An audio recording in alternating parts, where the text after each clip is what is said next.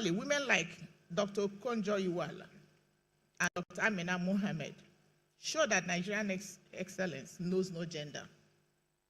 From all corners of Nigeria, women like Senator Oluremi Tinubu, Senator Desi Danjuma, Senator Franca Afebua, the first elected woman senator in Nigeria, Senator Joy Emodi, the first female senator in the Southeast Nigeria, Honorable Abike Dabiri-Erewa, Senator Grace Bent, Her Excellency Dem Vejaba, Nigeria's first female governor, Professor Dora Akonyili, and many others have shaped national policy and governance.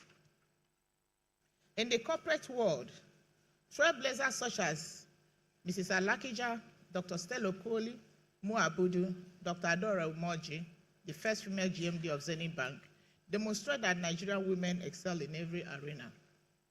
These achievements reaffirm a timeless truth. Nigeria's challenge has never been women's competence.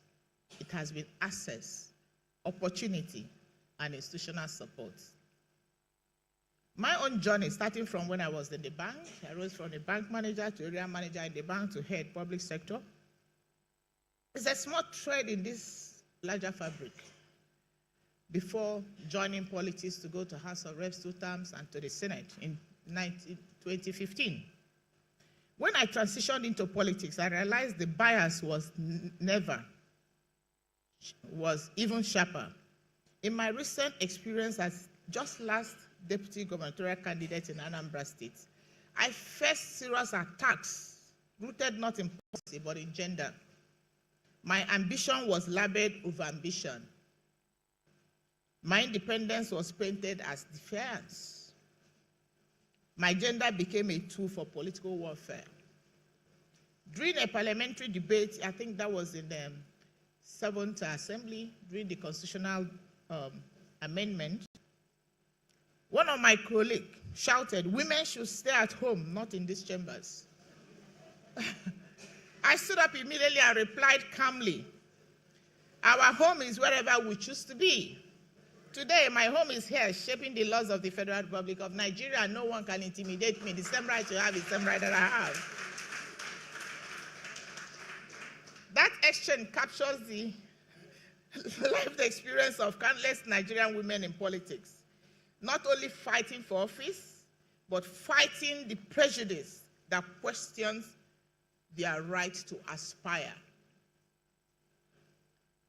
A man can run an election as many times as possible. It's not over ambition. Once a woman tries even 1/4, you're too ambitious. Go to the kitchen and cook for your husband, as if your husband is complaining that you're not cooking for him.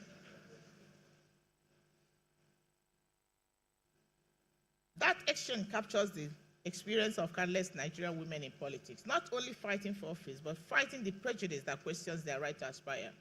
Yet we persist, not for personal ambition, but to redefine leadership for the young girls watching from classrooms and homes across Nigeria. As chair of the Senate Committee on Science, Technology, and Innovation in the 9th Senate, I led the historic approval of first-line charge funding for NASENI. After 33 years, that reform strengthened Nigeria's ecosystem and affirmed what is already clear. When women lead, they deliver. For 33 years, NASENI had supposed to have first-line charge on their money. They never got that. I achieved that within 6 months of being the chairman of the Senate Committee on Science and Technology. And today, NASENI is one of the most important, most viable, and most productive agencies in Nigeria.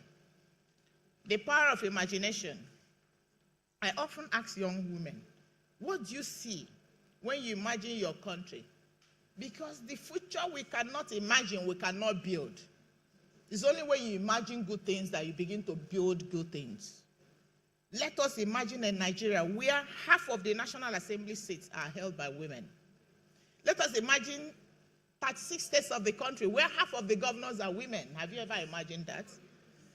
A state proudly counts women in its executive and legislature. Let us imagine that the Cabinet Council for President, half of the ministers are women.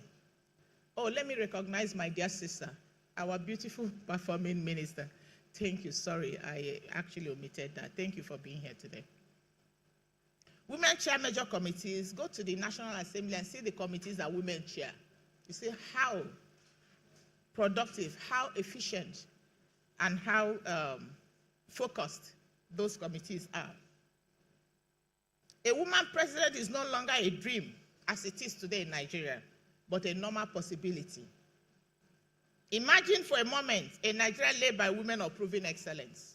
A president like Dr. Awolowo and a vice president like Amina Mohammed. Have you ever thought of it? Or Desi Danjuma. Their track records in global finance, diplomacy, and governance give us glimpses of what bold, ethical,